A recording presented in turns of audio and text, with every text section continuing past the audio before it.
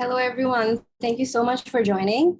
So I think we have sufficient participants, and we'll keep letting people in. And in the meantime, I think in the interest of being punctual, we'll just start.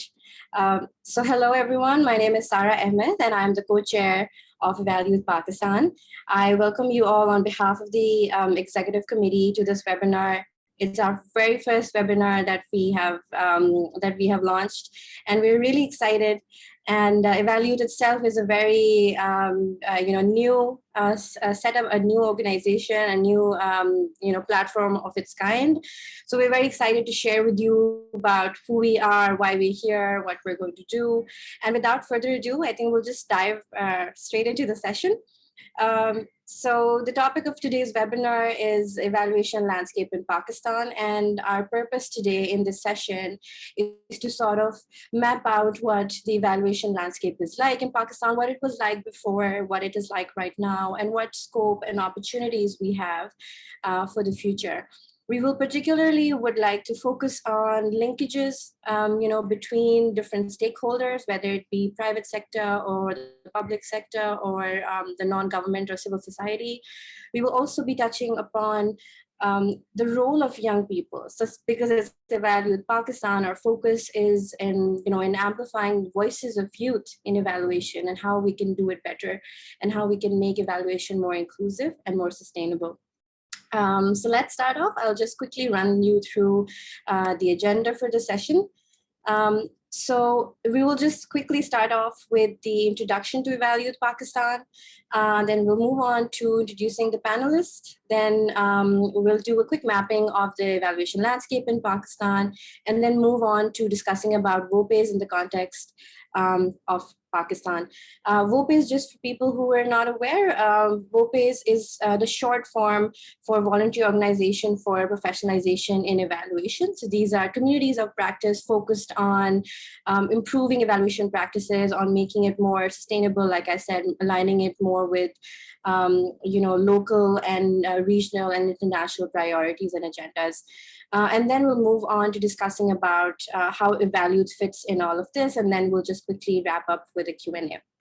So before we go into the session, just some quick housekeeping notes. Please keep your mics on mute. So we will definitely take your questions towards the end of the session. You can either put them in the chat box if you have any, or just keep them saved and then share it towards the end. I would also request people to just be mindful of what the speakers are saying, and just keep the discussion respectful and inclusive. So so just quickly going into what is EvalYouth. So EvalYouth is a network of young and emerging evaluators from Pakistan, and it's the youth chapter of Pakistan Evaluation Association, which is our parent organization over here. So we are nested within the Pakistan evaluation, the broader VOPE of evaluation in Pakistan. So we are institutionally aligned with EvalYouth Asia and EvalYouth Global Network. So EvalYouth is not just limited to Pakistan or Asia. It's a global movement. I would call it a movement because the whole purpose is to mobilize young people who are working in evaluation, or who are starting off, or who are interested, to sort of give them a platform where they can build their capacity, but also have their own voice. EvalYouth Pakistan, the Pakistan chapter, was launched on the 23rd of March 2021, earlier this year. And just this past month, we were, elected our very first executive committee. So that is something that recently happened. And now this is our very first session, our very first webinar, and there's a lot more planned to come in the next few months. So moving on. So what is our vision? Our vision is to give young and emerging evaluators from Pakistan a platform where they can effectively contribute to equitable and sustainable development. at a local level, at a regional level, and also at a global level. And we do this through our networks and through our linkages, like I mentioned, with the EvalYouth Asia and with the EvalYouth Global networks, as well as other networks within Asia and the region. Our mission is to empower young and emerging evaluators to become leaders in evaluation through engagement, through capacity building and networking. And eventually our goal is to basically increase the supply of competent professional evaluators in Pakistan. So just quickly introducing our executive committee. It's myself, my name is Sarah Ahmed, then we have Nazir al-Haq, he's also the co-chair.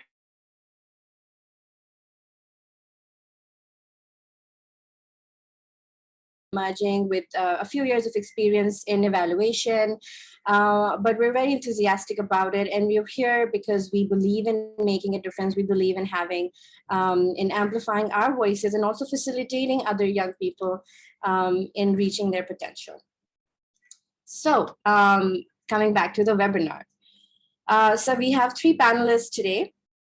First off, we have Ms. Aqsa Rubab, and so Aqsa is a development practitioner. She has over 8 years of experience in M&E particularly, but other than that, she has about 13 years of experience overall in project management and M&E in the broader development sector. She's currently working with the Food and Agriculture Organization of the United Nations as a monitoring and evaluation specialist.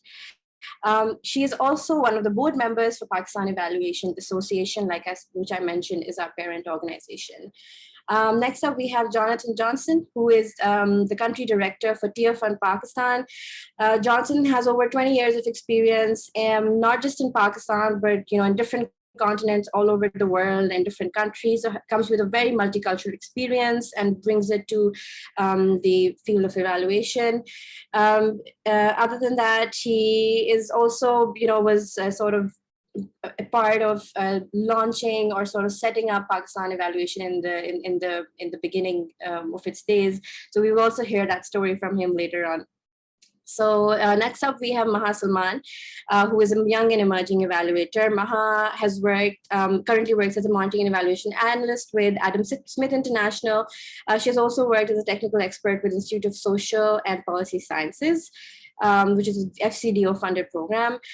She was also engaged in UNICEF's report on Adolescence Equity Index. She also serves as the country representative for Pakistan in the EvalYouth Asia Pacific Hub. So Aqsa, Jonathan, Maha, thank you so much for joining us today and giving us the time. So before further ado, we'll just go right into what the webinar is about. So mapping the evaluation landscape in Pakistan. Like we mentioned, our main purpose for today's webinar is because this is the first of our events, and we have a lot of new people who've joined us. We have a lot of people who are curious about what EvalYouth Pakistan is. And we have a lot of young people also as part of our participants who are curious about what the evaluation landscape is like, how can they make it, how can they have career progression. So a lot of these questions will be asked shortly by our panelists. So I'll go straight to Aqsa first.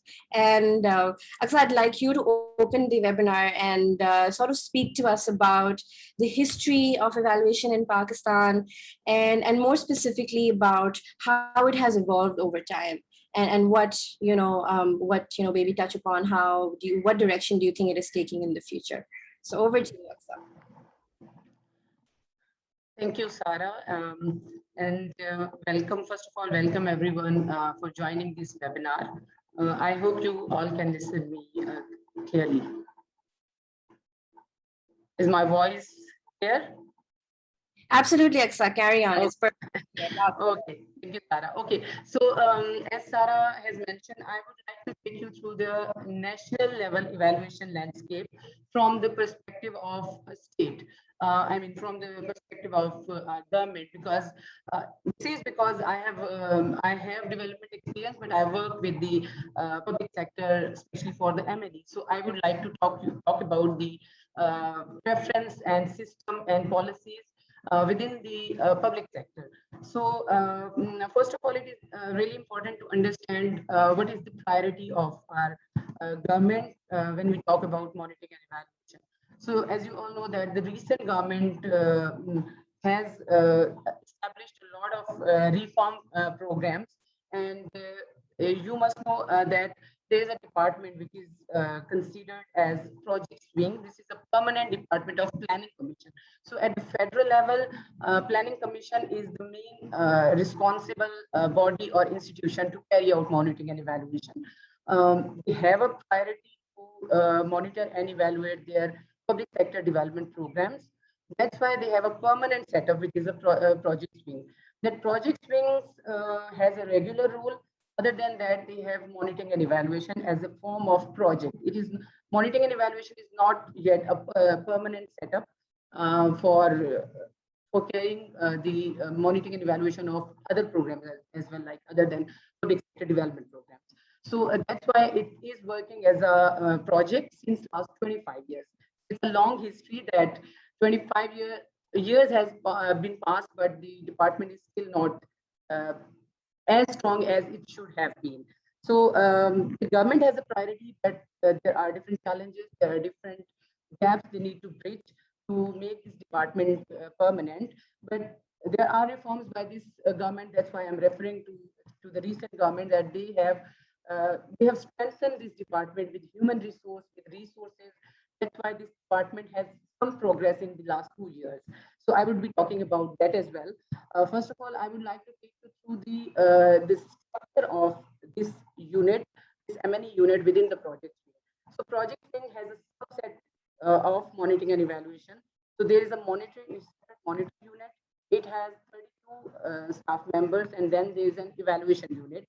They have 4 staff members. Now, I would talk about the responsibilities of these 2 different units. In development sector, we normally talk about monitoring and evaluation as one unit, but in government, it has 2 different functions. The reason is because you might have heard the term PCs, PC1 especially. That is very common among the general public. So PC1, I would like to explain all different stages. Government projects start with the PC1. PC1 is kind of project document, and this project document is designed by the executive committee of National Economic Council. So they actually design different projects and they approve PC1. When PC1 is approved, then comes PC2, which is the feasibility study. And it's a different structure from the development sector. It was design a project and then they plan. Excuse me, Sarah. Your voice is not smooth, so it is hard to understand you. Maybe your distance of mic is. Is it clear now? Yeah, it's clear now. Yeah. Okay. Okay. So sorry for that. I was talking about the functions of monitoring and evaluation within the project wings. So project wings has 2 set of M&E. One is monitoring and the other is evaluation. Then I was talking about the different stages of projects within the government. The structure is that they, first of all, they design project and they conceive a project and design it, plan it, and then they document it in the form of PC1, which is a project document. Then the project is designed and planned. Then they also conduct a feasibility study, not for all projects, but they decide that what project needs a feasibility study. So it's a different structure from the development.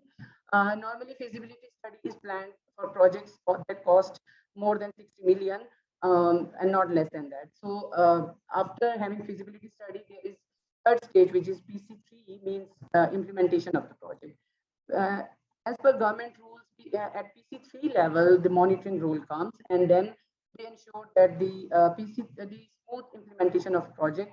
Monitoring unit is established, and they monitor different projects. Again, not for all projects they do monitoring. They undertake monitoring just recommended projects by the ECNIC. Then the evaluation. Evaluation is the next stage. That's why there are 2 different departments, because their role, evaluation role starts at PC4. PC4 is project closure. So project closure in government is the responsibility of evaluation unit. It is different again from the development sector. And last stage is PC5, which is the evaluation of closed projects. So it means there's just one kind of evaluation government plan, that is the terminal evaluation or end evaluation. Again, they have different procedures and policy, not policy, but they have a different format that they use for the end evaluation or terminal evaluation. So the evaluation again is not for all the projects. Like each year there are hundreds of projects closed by the ECNIC, but not all projects go through the evaluation. They decide and recommend then projects to the evaluation unit within the project space. So in that way, this department works, and they plan different kind of evaluations and monitoring. They work in complete isolation. I mean, there is no collaboration with monitoring and evaluation departments. Ideally, there should have been coordination. They sit in the same unit, but they work in isolation. If you understand this structure and the role, it is important to understand that what is the portfolio that evaluation has to consider. So for public sector development programs, each year they have different budgets allocated for PSDP, and part of that is allocated for M&E. It's very less, very minimal, like 1% is allocated for the monitoring and evaluation, and that is the reason for different challenges I'll talk about later. So last year it was more than 600 million allocated. This year it's 1 trillion. So it means a lot of fund is allocated for the public development programs for it, but for its evaluation, there's very less amount is allocated. So this was about the structure of monitoring and evaluation within the Planning Commission. Now I would like to talk about the structure of overall monitoring and evaluation and the challenges associated with that, because previously I talked about federal level structure, but there is provincial level structure as well, and not monitoring and evaluation. There are other departments, other agencies involved, and there may be reason for limited information that is provided, limited information available at the federal level, because there are different channels and different agencies involved. If you see in this picture, at the federal level, there is Planning Commission and their monitoring and evaluation unit. Planning Commission basically allocate and disseminate funds. They disseminate funds to sponsoring agencies because they are part of the designing project. Then sponsoring agencies, there are 40 ministries. Some of them are sponsoring agencies, some of them are sponsoring plus executing agencies, and some of them are purely executing agencies. So when they allocate funds to executing agencies, then executing agencies have their provincial implementation unit and district implementation unit.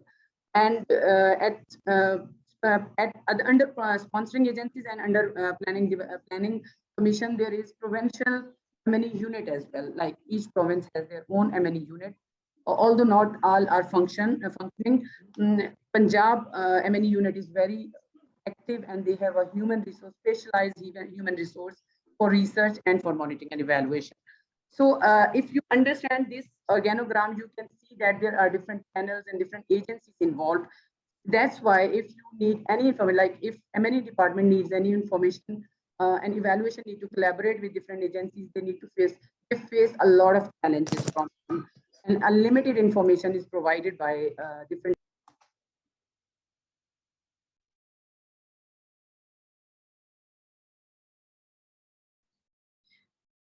Sorry, Aqsa, can you unmute yourself? I think we lost your voice. Okay. Is it clear now? Can you hear us, Sarah? Yes, perfect. Perfect. Carry on. Sorry. Okay. Okay. So as I've talked about the structure and functioning of different departments and the support that M&E is seeking from different agencies, now it's important to understand that what is the capabilities of these departments and M&E especially. So as I've mentioned that there are 32 monitoring and 4 evaluation staff member at federal level. At monitoring level, it is somehow improved number by this government, because it last year they have recruited these 32 professionals. Otherwise, there was one monitoring person responsible for all PSDP project monitoring, and there was only one person, one evaluation officer for evaluating all different PSDP projects. That's why there was a lack of quality in the evaluation, and there were very few evaluations conducted even. And there are challenges in closing projects because no agency is ready to close projects that they have started. So it takes a lot of time to even close those projects. So that's why the capacity issues were realized by this government, and they have recruited specialized human resource to perform monitoring and evaluation in a better way. So when we say specialized human resource, I take it as an opportunity because, as I mentioned, that in last 25 years, there were no human resource or very few human resource available to perform monitoring and evaluation. So these these staff members coming from the background of INGOs, NGOs, UN agencies, and research. So that means it is a ray of hope for the department that they have a trained human resource. But for evaluation, there's still a challenge that people coming into evaluation department are from engineering background rather from evaluation background. The reason is because they believe that most of the projects are infrastructure related. Infrastructure development is the focus of the government. So that's why they believe that people from engineering background are more suitable for evaluation rather from evaluation background. So that is again a great challenge for the evaluation. Then another challenge is no nationally accepted policy or guidelines available for monitoring and for evaluation. So the last one, and I'll talk about again, specialized human resource. At least having those human resource in monitoring is a progress. But in evaluation, they are still looking for the specialized evaluation related human resource. We are facing this challenge at the country level as well, that we have very few professional evaluators. So this is for the new young emerging evaluators who are listening to this webinar, that government is very positive in recruiting the specialized human resource. So they might have for few more positions announced this year. So it can be an opportunity for you. And then we are also looking for developing their own national guidelines and policy for monitoring and evaluation. So there is a hope for the for Pakistan Evaluation Association as a VOPE to contribute, and then UN agencies to contribute into designing their evaluation policy. Challenges, as I already have mentioned, that the capacity issues are there.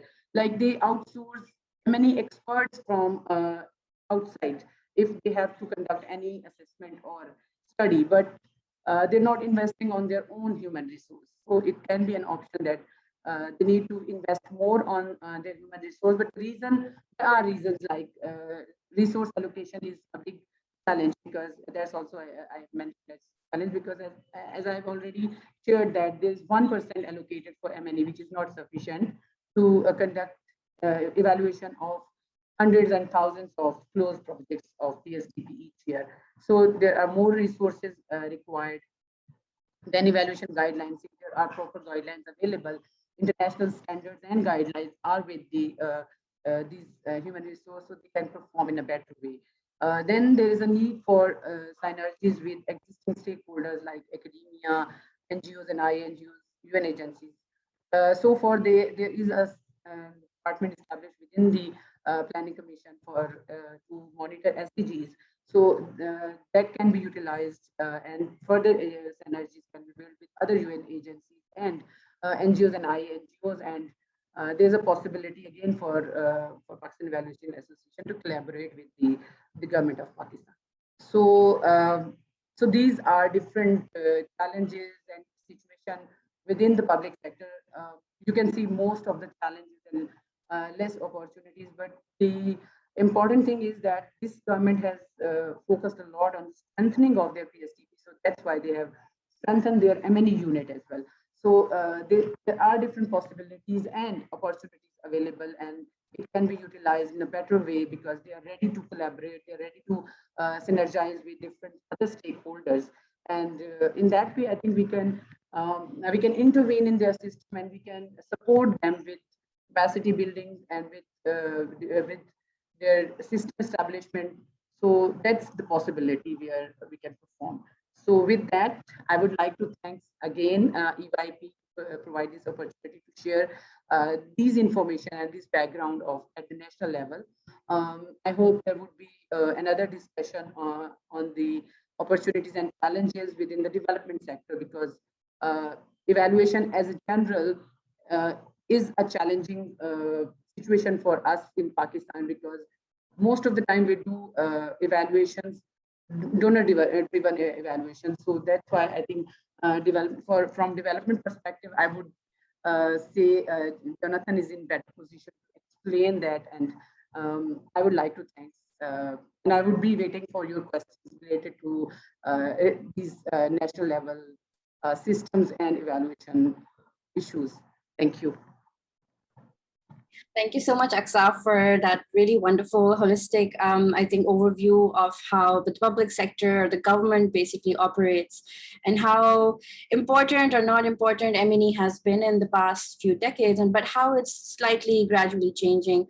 And basically, I really, liked how you not only touched upon the challenges, but also, the scope. And there was also, a ray of, I saw a silver lining. So it's not exactly all dark. There is a lot of scope, and I see that the government is taking this seriously. So we're really happy, and I think young people who are in this session would be really happy to hear that there are more opportunities coming this way, because you're right, we need more and more young qualified people to join in and bring a fresh perspective and bring their vigor and energy into the monitoring and evaluation landscape. So thank you so much for giving us such a wonderful holistic view. And I think on that note, I'd like to move on to Jonathan, and I think Jonathan would give a very good segue into how the INGOs or the NGO or the international donor organizations fit in this landscape, and what their role has been in sort of promoting evaluation practices in Pakistan, and how they have contributed to improving or growing the practices of evaluation. So Jonathan, would love to hear from you, please. Thank you, Sarah. Thank you, Aqsa, for a wonderful conversation.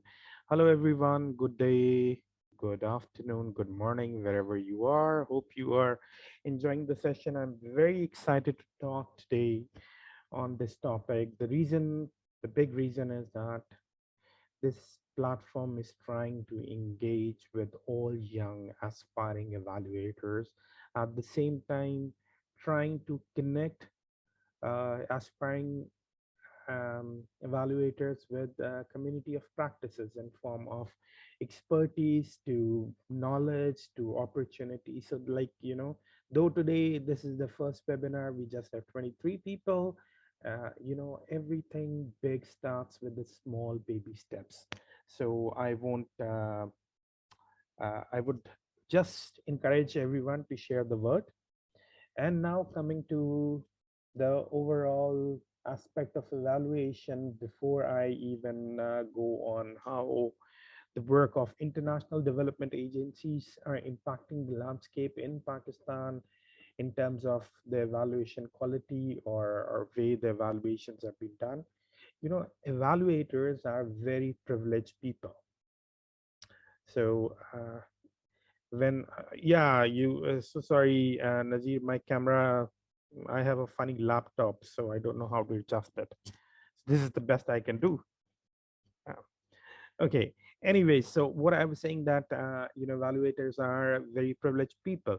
Imagine if you're very, very hungry and you want to eat a choice of your favorite food.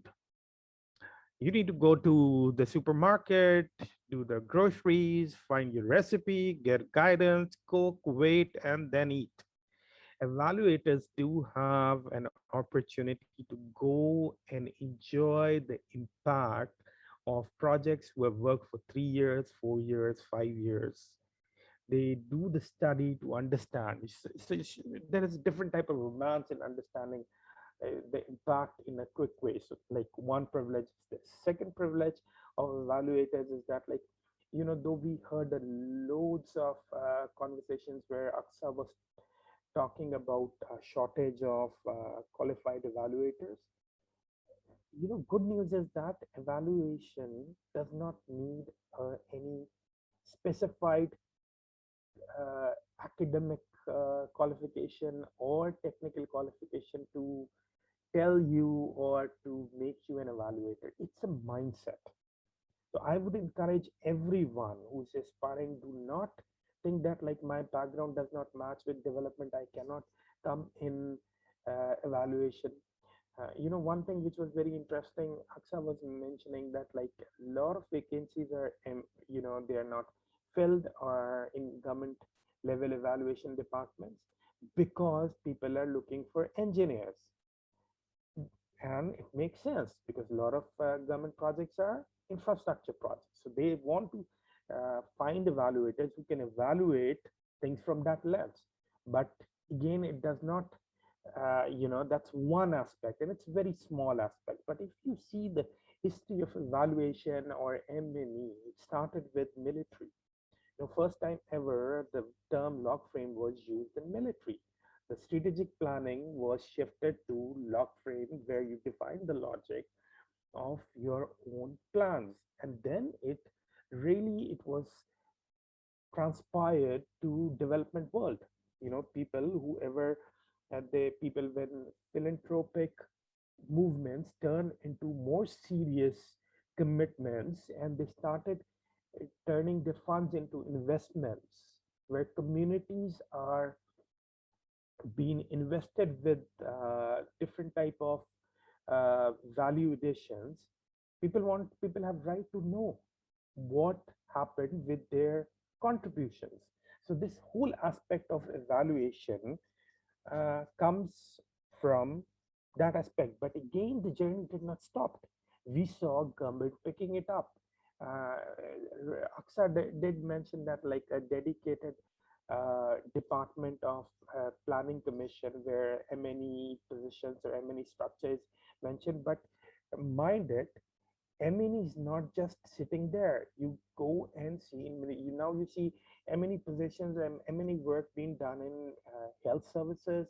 It's done in financial services, in taxation services, so on and so on and so on. So why? Because everyone wants to ensure that we don't waste our resources.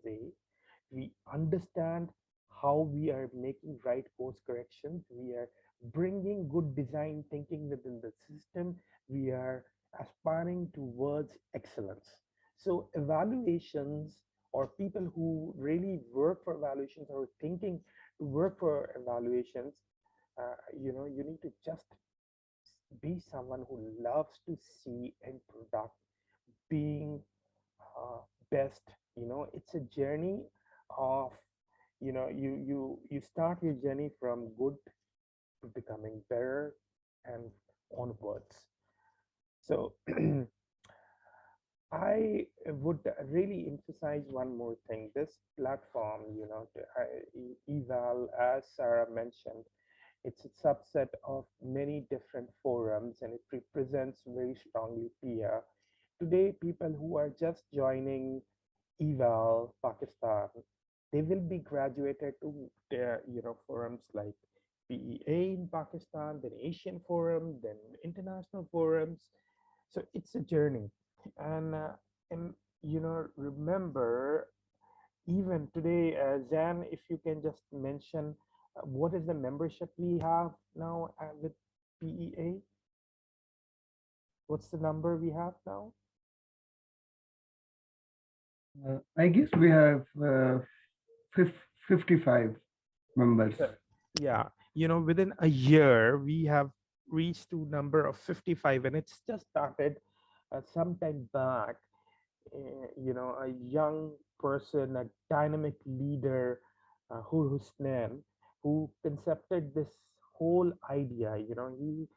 He when he traveled from Pakistan, and he have been working across the world, and that learning and knowledge needed to be translated and shared with colleagues in Pakistan. The idea was, where is the platform? So this platform generated, and there is a lot of good sources of knowledge plus experiences. So the whole idea is to inspire you guys. I will not talk more, and I will be happy to answer more questions rather than just giving very dead conversation session. Let's make it more interactive, and happy to talk more on questions and journeys.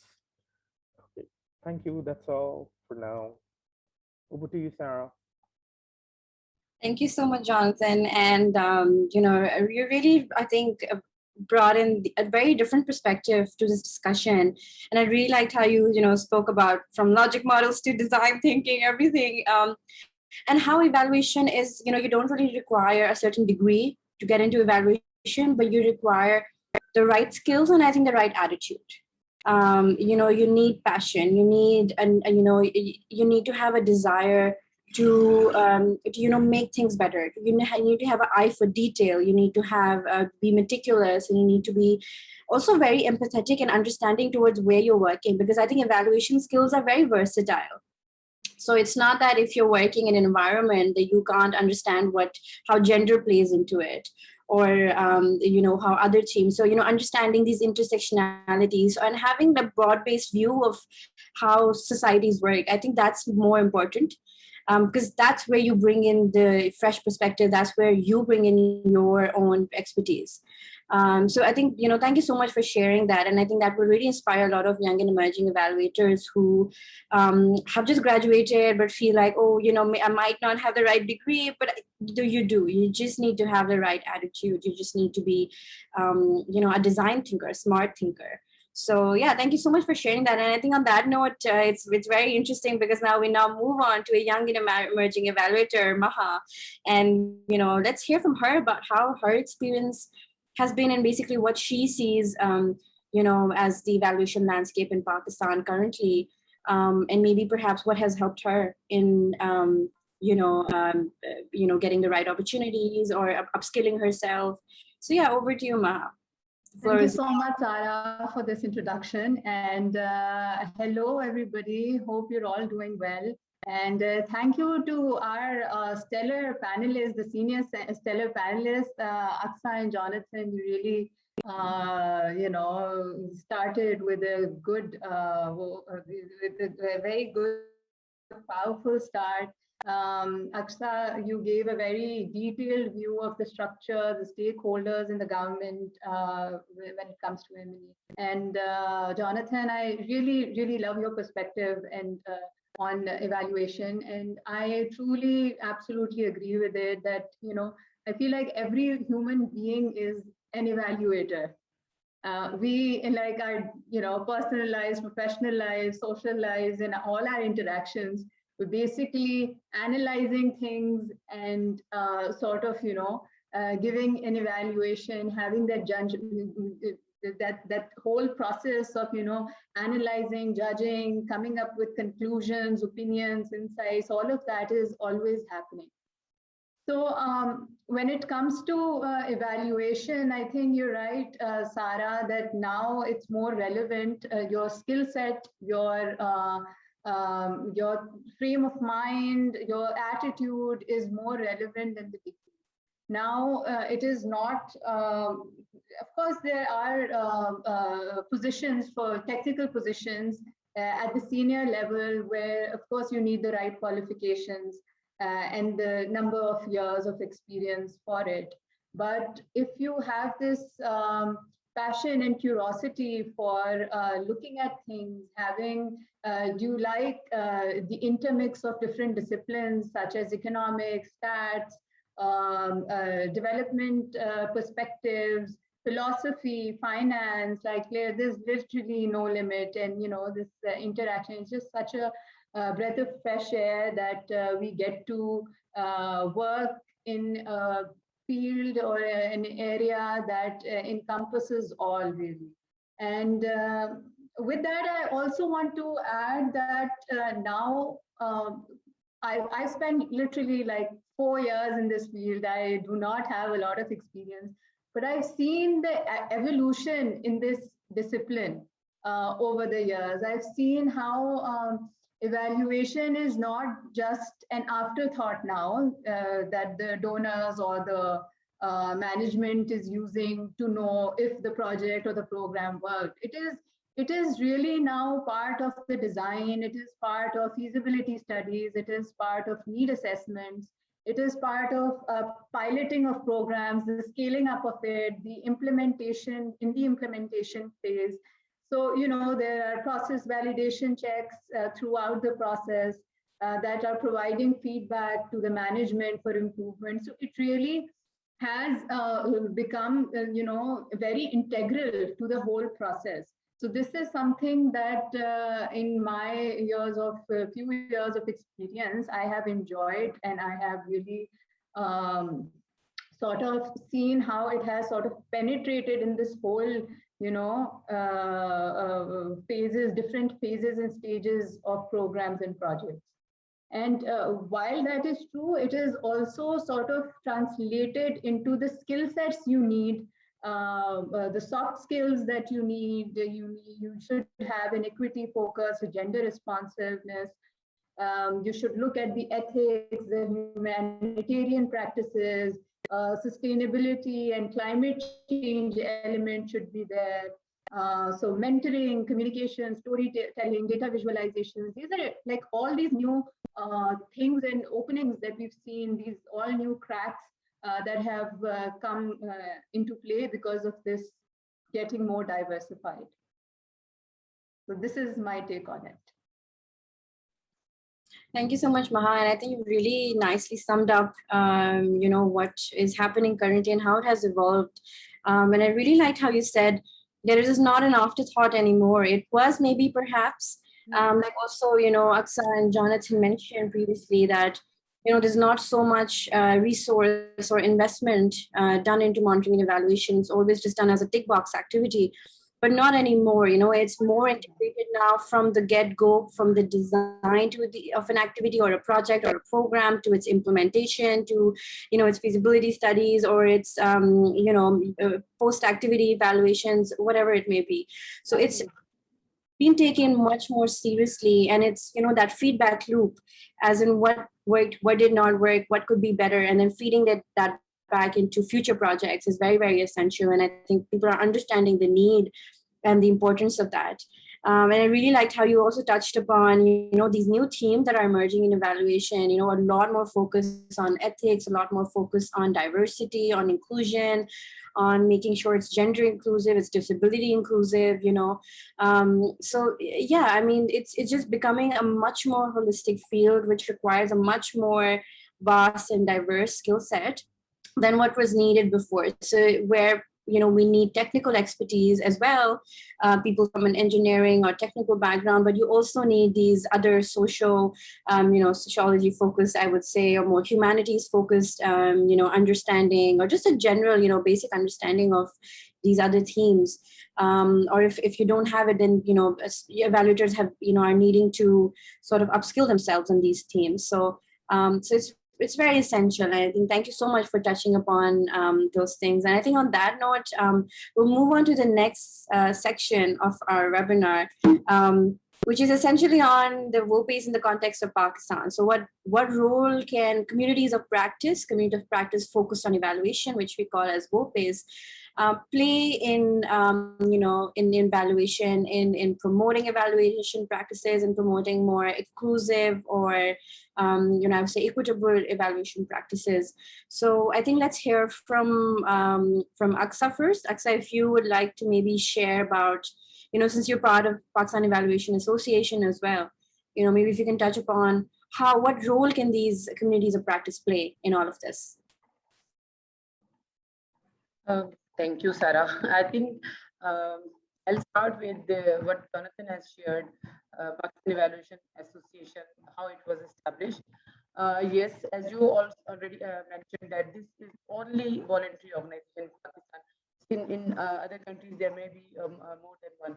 So in Pakistan, this was the idea that was conceived by Hur, who is the founder of Pakistan Evaluation Association, and he brought different evaluators from across the world, like Pakistanis who were working in within different regions and globally. So he brought all those at one platform, and the objective of this VOPE was basically to promote the culture of evaluation. I think as all have talked about this, that evaluation, yes, I agree with this, that evaluation needs your passion first, and then the efforts to translate those passion into some skill set, because you have to perform at the end, you have to perform. So that's why, and there is a struggle of Pakistan Evaluation Association to promote that culture of evaluation by bringing young emerging evaluators on the platform, senior evaluators who have experience and can support to those young emerging evaluators. So it's a combination of basically experienced evaluators and the young evaluators, or people who want to join this field. So it is basically going to provide opportunities for capacity building, for uh, taking this as an academic background as well, because it's not in Pakistan that you cannot have evaluation as a qualification, but in other countries there are progress. There is a progress that they are now introducing evaluation as a course, as a degree as well. So it, and why I would like to talk about why they are focusing on evaluation as the qualification as a skill set, because we all are learning from our experiences. There was a time when we were doing monitoring only, not really evaluation, or it was just output based or activity based monitoring. Then we realized that no, we need to focus on the results of our interventions, why we are doing that, and what contribution we are giving those development programs and as a whole to the country. So that's why as evaluation we emerged. So as evaluators we also need to emerge. So that's why I would see this platform as the support to connect young and experienced evaluators to finally promote culture of evaluation in Pakistan. So it was established in 2016 with the same aim, and so far we have done. I believe this like in 2000, from 2018 onward, we have contributed a lot into establishing EvalYouth Pakistan, doing different studies, providing guidelines to other associations and to the country. So I would talk about the role of Pakistan evaluation so far in Pakistan. So first of all, I think the great achievement is starting this EYP platform for young evaluators. Besides that, they also have started building synergies and connections with other stakeholders and government departments, as I've already mentioned.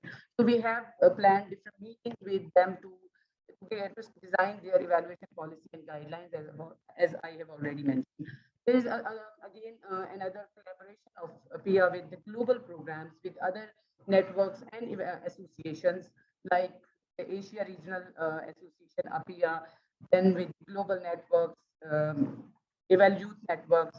So we are collaborating with them for capacity building initiatives, and there are different trainings right now. I think there's one IPDET training is also planned for the parliamentarians. So that is another initiative of the of PIA, and there is another initiative that we are planning is to start having consultation with the parliamentarians and with the planning commission officials to actually start working on this evaluation policy, and I hope this will result in some guidelines or policies within next 2 years. So these are different kind of initiatives.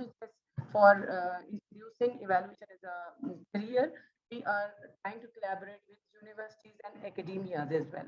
I think there's one different consultation with PITE at Islamabad level, and then there is a university in Karachi. I'm sorry, I'm missing that name, but then our Sarah can contribute into that. That university actually contacted with us, and they want to actually collaborate with us. So I think these are different initiatives, and now I can say now there is a recognition of Pakistan Evaluation Association at Pakistan level. So that's a great achievement for us. And these webinars, I think this is the first session, but these webinars will also contribute into building an understanding of evaluation landscape, evaluation career, evaluation opportunities within the country and among the young evaluators. So in that way, I can see an active role of EYP and Pakistan Evaluation Association in last 2 years, and I hope this will be great in coming years as well. So with that, I will end my points and discussions. I would like to pass on to Jonathan to contribute, like to add in this discussion, because he has been part of this evaluation, Pakistan Evaluation Association with HUR, and they were thinking to establish this association in Pakistan. So he can shed more light on that. Thank you. Thank you, Aqsa. Very well said. First of all, I want to really encourage everyone to understand the valuation of these platforms. Number one, uh, it is a launching pad for young people to initiate their careers. Number two, think it as a broker uh, and relationship management type of platform. Brokers, what is brokers work? Broker is someone who really finds out, okay, where is the demand and where is the supply, to really connect that. Third, it's a knowledge dissemination platform.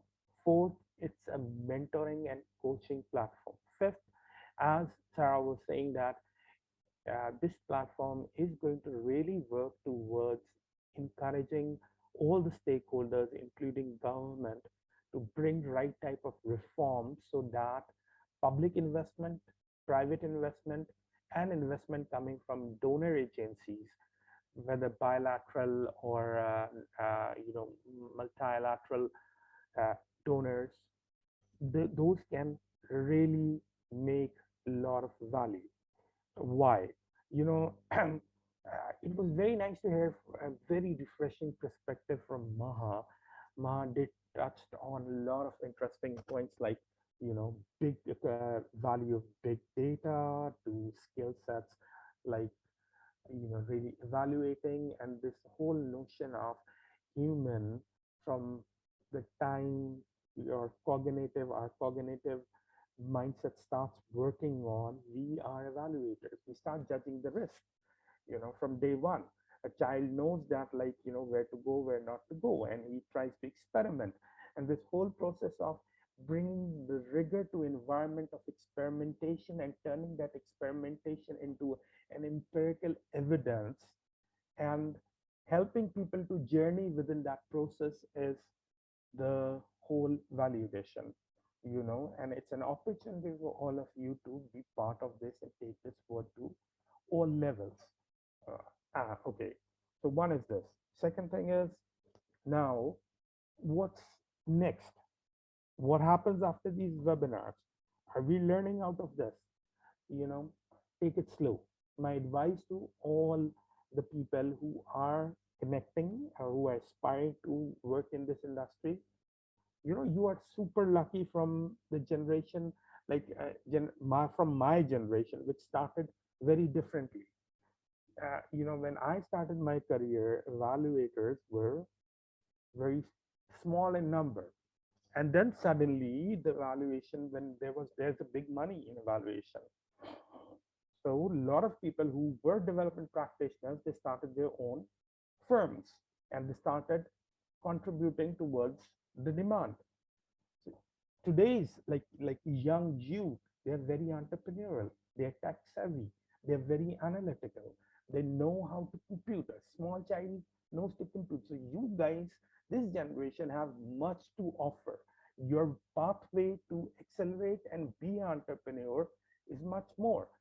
There are a lot of you who are sitting here and listening today, you even don't recognize at times that you're part of big evaluation. Like, for example, somebody have given you a assignment to just compute a data from assessment tool to an Excel sheet, which will be used for analyzing different trends, and those trends helps you to define different type of recommendations, right? And study the impact. So understand, broaden your horizon, be part of the journey. It's not important to get job. Start with small evaluations. There are a lot of people, if you really present a fresh idea, the pitch, the sales pitch, how you can do the evaluation at value for money in a more smarter way than traditional things. People are thinking about it. In evaluation world now, we listen one word very much. That's called adaptive management. What is adaptive management?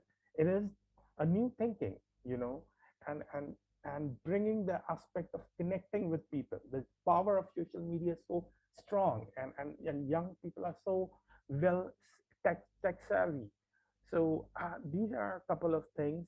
Beside, Aqsa was mentioning about the developing nations who have understood the value of evaluation. They are working towards recognizing this as a professional skill set. But again, those programs are there for very high advanced levels.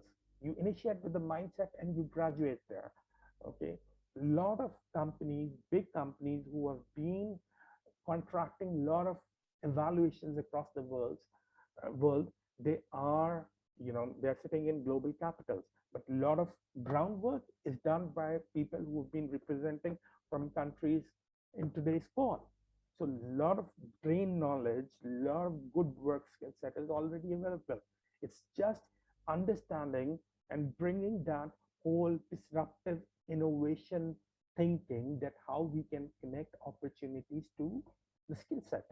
So that's all I want to share, and we will have more Q&A, and that would be that opportunity to talk more. So thank you. Over for now from my side. Thank you so much, Jonathan and Aqsa. And I think some people were having some issues hearing you. So, if you could just bring the mics closer, that would help. Other than that, yeah, Aqsa, thank you so much for pointing out that, that shift in mindset from more activity focused M&E to a more results focused M&E, and we're seeing this trend, this shift in trend, globally, this paradigm shift. And I think it's very important that we also adopt the same, that, we don't just take it as a tick box activity or just, just like an afterthought, like was mentioned before, but as something that really adds value to any project, any initiative, anything. And yeah, thank you so much, Jonathan, for, touching upon, bringing rigor to evaluation, and also, instilling that entrepreneurial spirit. And I think that's very important. And I think that's such an interesting sort of, aspect where I know a lot of people, young people, when you graduate, you have these dreams that you'll, land a job in one of those, one of the big international donor firms. But, the situation is that, often they're, sad or upset, or, they're disappointed when they don't get it. And, but, instead of chasing after, those few jobs that are there, I think carving your own niche, carving your own space in the evaluation sector based on the skills that you have is so important. And especially because, a lot of times evaluation, we've seen evaluation work, because it's so vast, it's often now being outsourced, and, not one organization is involved in doing it, but multiple organizations are doing it. So, that's something that's, I think, something to note for the young people who are hearing. So, instead of waiting for jobs and, waiting for interviews, just set up your own, be a self-starter. And yeah, that adaptive management that you touched upon, again, very, very important. So I think with that, we'll move on to our next segment, which is about, the role of EYP in, in the landscape of Pakistan, and how, what young people, how young people can contribute. And I think Maha is the best person to speak about it, because like she mentioned, she's a young and emerging evaluator, and, with and has seen a lot and has worked in different capacities. So, let's hear Maha's story and, what she has to say to the young people. Thank you so much, Sarah, for this question and for this allotting this segment to me. So I was actually, last night I was thinking what I should share during this segment, and somewhat like, imposter syndrome was setting in. I was thinking, should I even talk about it? Am I the right person for it? But really, I thought that the story, my personal story of getting associated with EvalYouth has helped me so much. And I attended when the session on 23rd March, when this association was founded in Pakistan. And then I've been throughout the last 5 months. I've served as a note taker, I've served as a speaker, I've served as a facilitator in different webinars that we've been having every month. So really, I want to, this potential, firstly, I think is amazing for all young and emerging evaluators like me, that when you join this network, you really get to have new conversations. You learn about how to speak about different topics, which is really great, and which is something that I think really is the starting point of learning and getting to know and awareness and this field in general. So really, I think the DNA for EvalYouth, it's really to promote and support and provide a safe space to young and emerging evaluators for learning, mentoring, sharing, with no judgment. So really, it is that it provided me with that inclusive space and connected me with this community where I can learn and share and engage. So I want to explain it further with this chart that there is. I'm really sorry, the font size is really small, and I know most of you might not be able to read it clearly, but I'm just going to talk you through all of it. So I wanted to basically explain this relationship of EvalYouth that I have, this give and take relationship, by unpacking these 3 words for you: young, emerging evaluator. This term, when I just want to reflect on what it gave me and how I gave it, what I gave back to it. So, when we hear the word or the adjective young, we usually take it as a compliment. And I mean, here too, I think we all should take it as a compliment. But really what it means is that it just, we hear people like senior evaluators telling me that, you have years ahead of you. So you just like, I know that for my fellow young evaluators, we have really just entered this space, and there is so much potential. There is so much, time ahead of us to learn, to grow, to upskill ourselves, to contribute.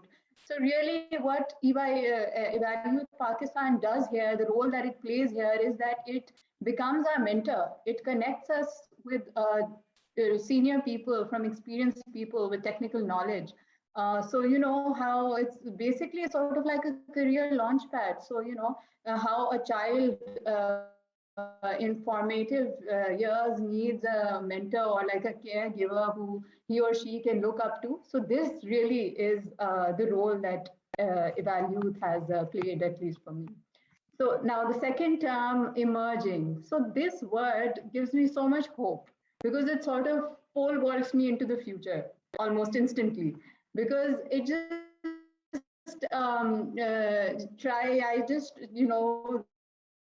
there's so much. It not only I don't like with this word I see, and it also then excites me and motivates me to learn and grow and to sort of be a good evaluator. And the role that EY plays here is really of promoting innovation and sharing and exchanging that technical knowledge. So it really helps me and the other evaluators and young and emerging evaluators to really get to know the tools we can really put in our tool belt, and broaden it and make ourselves more useful for this profession.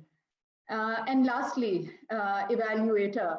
last, but of course, which is at the very core of this whole webinar, the evaluations or evaluator.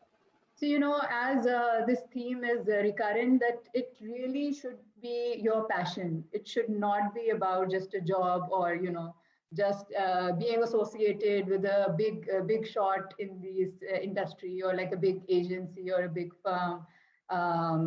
So really, if it is something that boggles your mind, something that makes you curious, something that makes you not a better professional, but also a better person, I think it's just so important.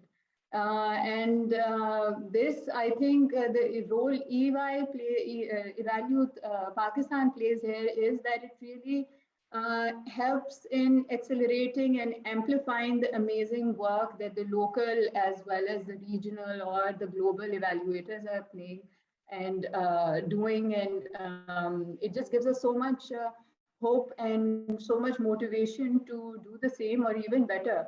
So this is how EvalYouth has helped me. So I thought of sharing how, just by unpacking these three terms, how it has sort of, made me better at evaluations, plus made me a better person. So I think this is all from my side.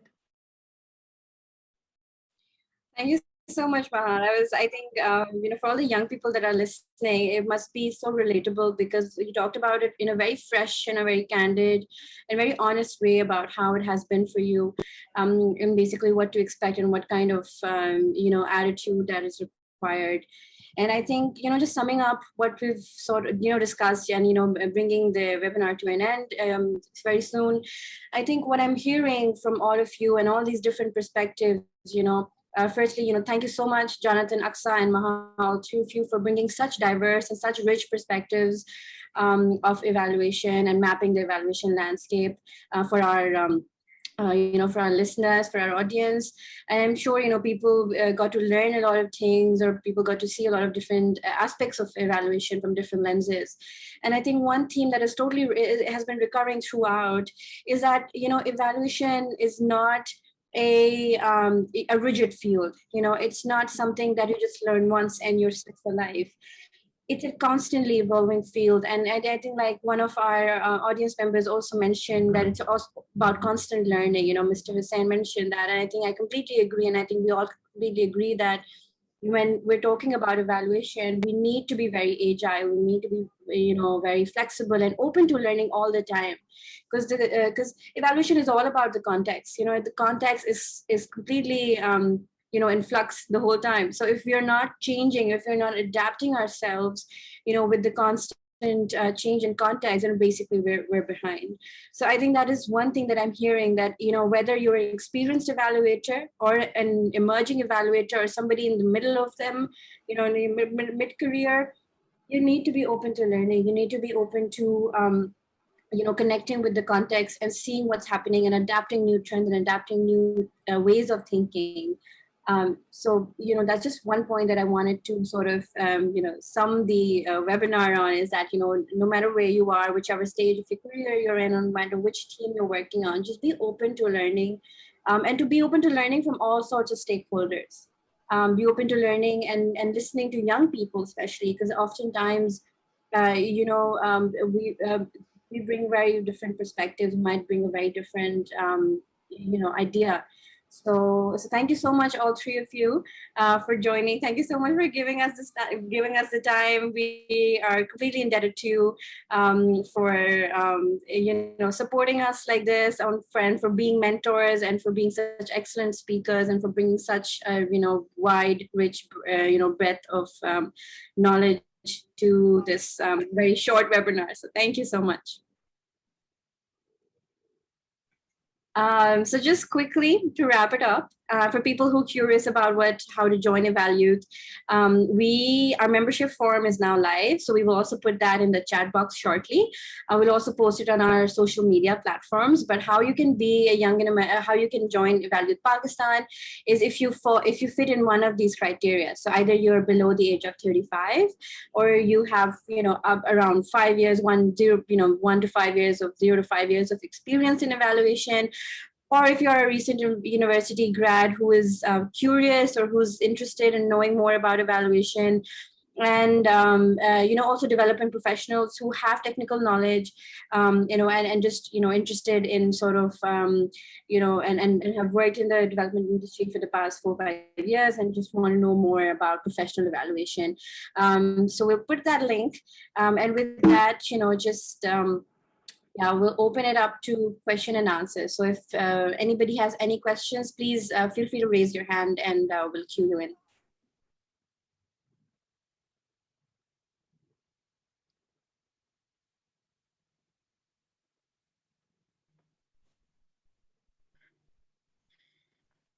Hi, Sarah. We have a couple of comments in the chat box from Hussein Tawalak. I think we can, Hussein Sab, if you would like to unmute and share your perspectives. Thank you. I joined this session out of curiosity. 37 years of evaluating in Pakistan and abroad. My perspective to Sarah, dear Sarah, who kept me anchored, was to see if we are germinating the crop that will be enrich our environmental background for evaluation in Pakistan, a struggle that I have worked with for decades. So it's very heartening, and I must congratulate you. I applaud you on setting this up.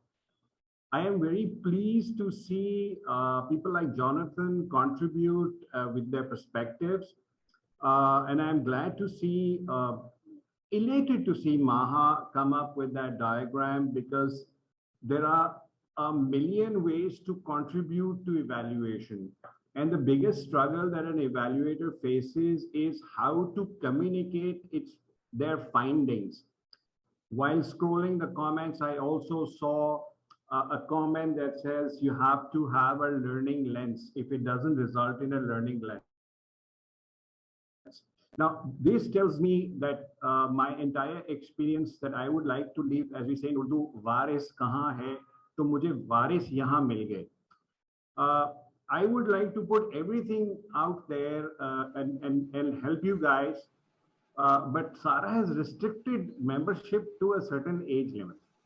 So my advice is to allow people like Jonathan, myself, and a couple of others who have award-winning evaluations, who understand GROS, OEDC, DAC criteria, who comply to different standards. And the platform for the youth evaluation here is, if we can help you as seniors, help you bridge this frustration of each donor coming up with its own set of requirements. Why don't we have our Pakistan standard, for example, and then bridge it to various donors? That's how we've always managed. And all the agencies that I work with eventually succumb to it, okay?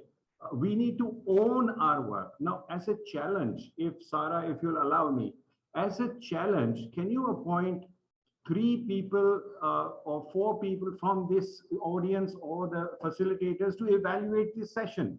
And you'll understand what I'm saying. Thank you. Thank you so much, Sansa, for being so open, honest, and sharing your feedback with us. You're free to join us, and I know that you're young at heart. I can see that. So you're still 18, I'm assuming, right? And I think so are a lot of other people. Some other people have also expressed interest in joining. So definitely, age is not a limit. The limit is just simply to sort of attract a certain, age group. But, we would love to have mentors like you on board to, from whom we can gain experience, from whom we can learn best practices, learn from your mistakes, from your achievements. So thank you so much, for being with us today, and we'll share the form with you, and we'd love to have you on board. And yes, please do give us a very honest evaluation. Feel free to email us, inbox us, anything. We're very open to that. Thank you. Okay, Gulbaz Khan has his hand up, so we'll move to Gulbaz. Gulbaz, please feel free to ask or share feedback or comment that you have.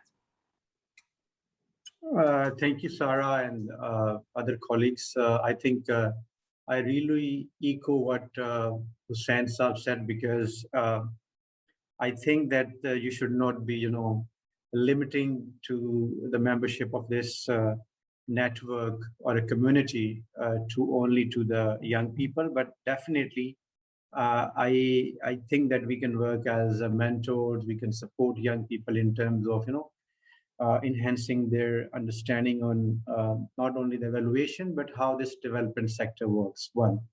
Two, I think it's in terms of, I think, sorry, I just joined late, but I think it's a really interesting discussion, because I think this is something that I really personally feel that the young people should indulge into the research and evaluation work, because I have seen the university research very closely, and a number of public policy in Pakistan has not been researched or evaluated by the young researchers, even while working in the universities as a student, or as a employee, or as an independent evaluator or consultant. So I think this is extremely important, that we should engage our young people into the evaluation work, so that we should not only build that capacity, establish this community, but also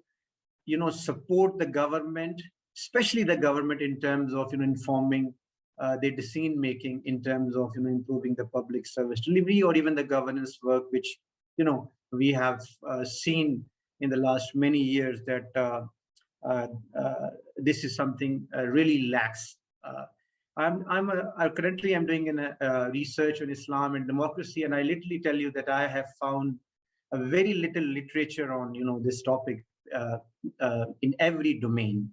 Going from the donors, implementers, and even the researchers. So I think I would really also encourage this community to prioritize some of the themes that they should work. And I know that's something that you probably can, as you go along, you can find out that how the interest of the community goes in, and how that shapes up. So, but I think I really appreciate, and I think this is my first interaction with this community. And I have recently established my own organization, company, which is called Analytics Lab, and I'm going to launch it in a month or so. So that's the whole work which quite relate to what this community is doing or will be doing in the future. And thank you very much for inviting me. Thank you so much, Gulbaz. And I think, just to one of the questions, that also was mentioned before, we would love for you all to be our mentors. And you can definitely join EvalYouth Pakistan, but I think you can also, how you can contribute more is by joining Pakistan Evaluation Association. They also have a website and a registration form of their own. They also have a very functional, very active WhatsApp group, where people share questions, share problems, they collaborate, they share opportunities. So that would be a fantastic platform for our experienced evaluators who are here with us to sort of, give back to the community. And, as for your, comments about these linkages, I think that is one of our very, very primary. I didn't go into a lot of specifics of, what we want to do and our mechanics, but this is one thing that we want to do is link, for instance, academia, research organizations, public sector, private sector, and developments and international donors. So creating those linkages is very important. Constant research and application of what we're doing is again very important. So thank you so much for raising that. And I think we'll probably bug you in the future. Maybe have a meeting with you to see if we can have a detailed conversation with you about it, or have a webinar. I'm sure people are more interested in knowing about how they can do that. So Bakhzada had one question on how to join this network. But we'll share the link in the chat box. We'll also share it on the Facebook and LinkedIn and Instagram accounts. So you can and also Twitter. So you can definitely check the link over there. If you can ask your question that you have, and then we'll move on to the next person. Yes, I have a basic question that in the context of Pakistan, I'm being a younger evaluator. I want to join in the future and to become an evaluator because I have the experience in the field and I have very little bit experience in office. But this is very good initiative. Thank you so much. And we would be very much grateful if we provide the platform that we can easily access that platform, the evaluation reports, the evaluation criteria, new terms and evaluation, new research works and things. That would be great for us, and please make easy for us like people who are just want to be evaluators, because I want just to be evaluated in the future in the context of to bring the good things and the good impression and impacts which the international community want to bring in any country like poor area of Pakistan. I'm basically from the newly merged areas of the KFI, who wears basic needs of the different sorts of the projects and different sorts of the opportunities. But unfortunately, we have one issue which I think is very much concern to the international academia, international donors and others, that we have here NOC issues. Here's a very much gap in the context of the international development, international donors and others. So this will be very grateful if that issue is tackled and if the data taken from the field level. So I think the international donors will be very much interested, and you know that the influence from the Afghanistan and other regions is expected, and they are coming over here. So this will be very much grateful, and this would be very good initiative for the evaluators to come over here and see this area and ask and take the information. I'm very grateful. Lately, I have just come from the field. Thank you so much. And I'm hearing you, Sarah, you are too much active. Thank you so much. And Maha Salman, you too. Thank you so much. Thank you. Thank you so much, Bagzada. And thank you so much for sharing that. And one interesting aspect I want to share about EvalYouth and how we structured our organization. Again, we didn't have too much time to go into it, but we have management group positions, which we have kept at province or region wise in Pakistan, because one of our main goals is to contextualize evaluation. We want to have local voices. We want to have people, indigenous voices. And I think also Aqsa mentioned it briefly about how PEA is also working on, amplifying indigenous voices, local voices in evaluation. And that's very important, because people coming from different countries or different, parts of the world, if they come here, they look at things from a different lens, and often they lack the contextual understanding of why a certain thing is happening. But I think we, as we've lived in this country, we've lived in a certain region, we know, how the socio-political, religious dynamics work. We bring a very interesting perspective to evaluation, and that's something we want to highlight, which is why we have specific positions. And that is also why we want to have diversity on our panel. Please, if you're interested, feel free to apply to one of the management positions. We're still selecting people for that. If you're interested, just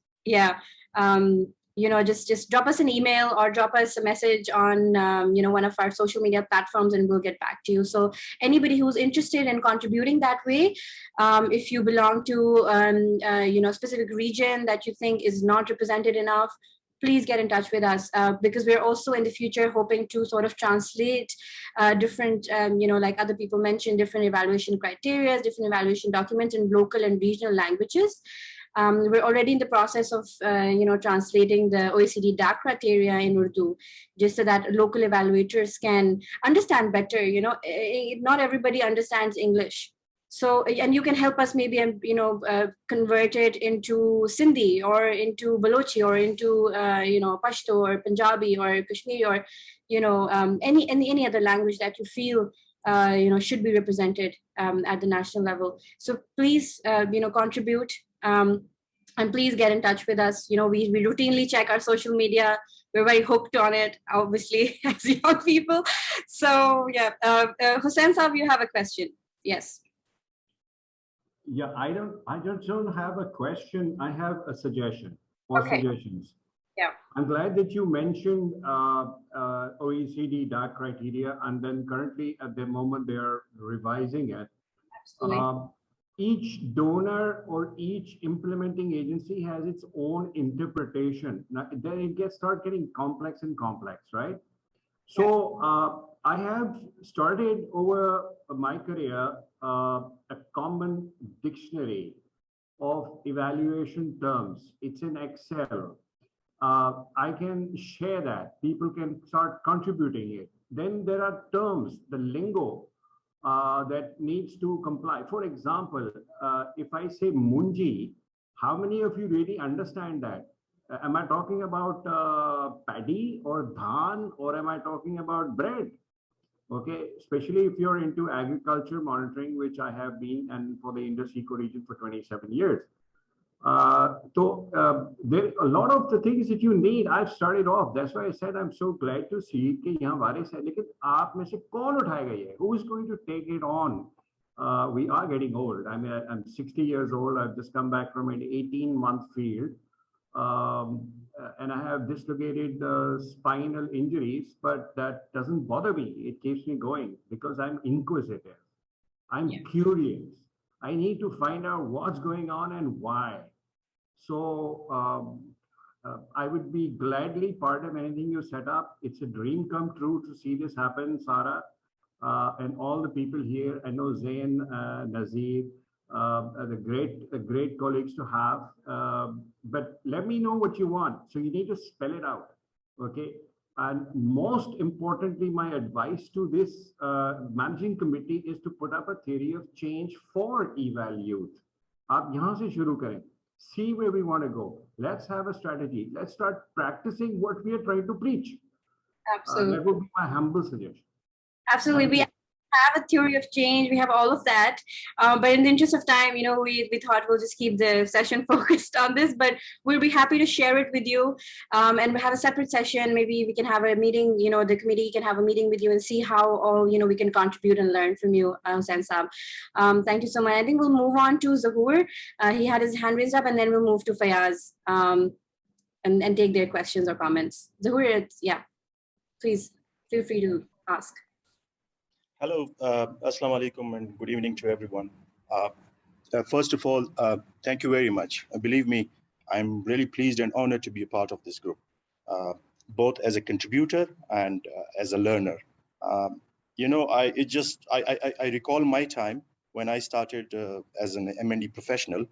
I started it accidentally, and then that accident became my passion later on. I'm very happy to see this forum because it provides guidance, it provides counseling, and it helps people, the young people, that how they can be a best professional in the field of monitoring and evaluation. So as you just mentioned a while ago, that we are happy to have people. For example, we have a very senior colleague, Hussain Saab. I'm happy to hear him out and happy to get connected with him later on.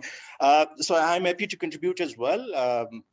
Like Hussain Saab just mentioned that a couple of donors comes up with their own criteria. So like I work with the UN, I can help colleagues that what is M&E system or how M&E system works in the UN system.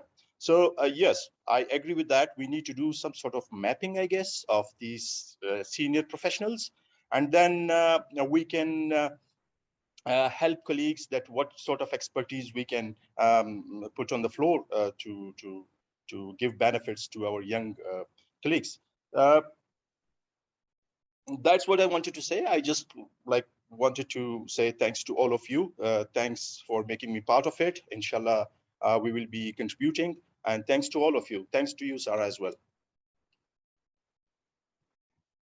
Thank you so much, Zahoor. And, you know, we also saw a lot of your very constructive comments and feedback on the chat. So thank you so much for sharing that. And, you know, we'd love to have people like you, for instance. And, you know, this is the reason why we're doing this webinar, is to identify people like you and Hussain Saab who can be our next speakers, right, for our next webinar. So keep a lookout for an invitation from us for the next webinar. Because like you said, you know, we can delve deeper into, for instance, how UN does the whole results-based monitoring and evaluation system. You can touch upon it. You can educate young and emerging evaluators and how it's being it's done. And since Hopkins, like he said, talk about the terms and the glossary and the basically like a mini evaluation handbook for young and emerging evaluators, because it's important. When you're starting out, I remember when I was starting out, a lot of things were very confusing. A lot of things I was scared to ask people, how do you define this certain term, what do I do? And I think this just bridges the gap.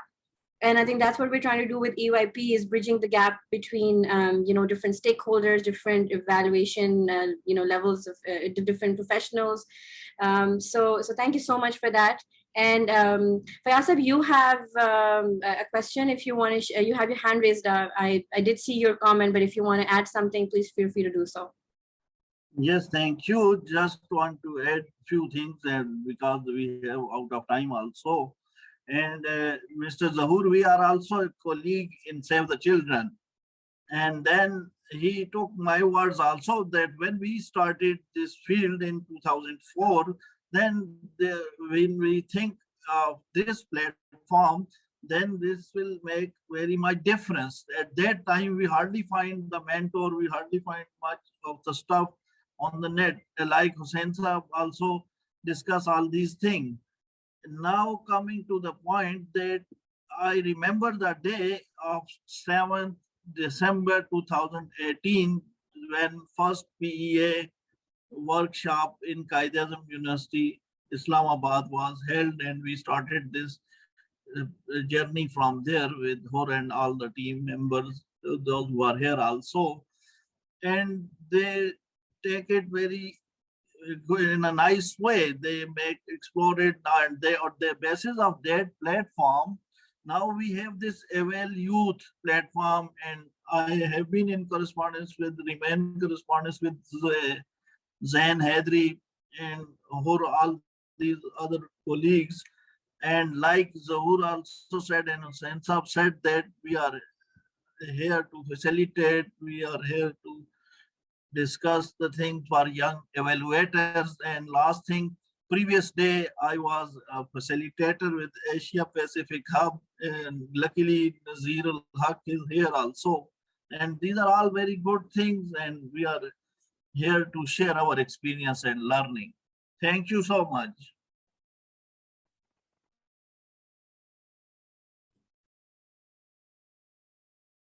Thank you so much, Fayasab, for that encouragement and that, kind words. They're very encouraging for us. They're very inspirational for us. And I think we're also happy, and we feel very blessed to have, experienced professionals like yourself and all the others in the audience as mentors who are open to, to educating us, to mentoring us. And, just really thank you for your enthusiasm, really, appreciate, your offer of supporting us. And so, yeah, thank you so much for that. And just wanted to thank everybody for coming and giving us the time. We've already spent an hour and a half together, but we will hopefully be doing more of these in the future, so keep a lookout. These are our social media handles. We have also recorded the session, so we will be putting it up on our YouTube channel in a few days. So if you missed out on a part, or if you want to share it with your friends or colleagues or somebody who you think will benefit from this, please feel free to do so. And yeah, feel free to follow us on our different Instagram and Facebook and Twitter and LinkedIn channels. So we're EvalYouth. Our handles are the same everywhere. So it's EvalYouth PK. You also have our email address. So feel free to drop us an email. If you have any questions, any propositions, any proposal for collaboration, we're really looking forward to learning more and bridging those gaps and creating more linkages. So thank you so much, everyone, for coming, and have a lovely weekend. Have a lovely Saturday. Stay safe. Please wear your masks. Yeah.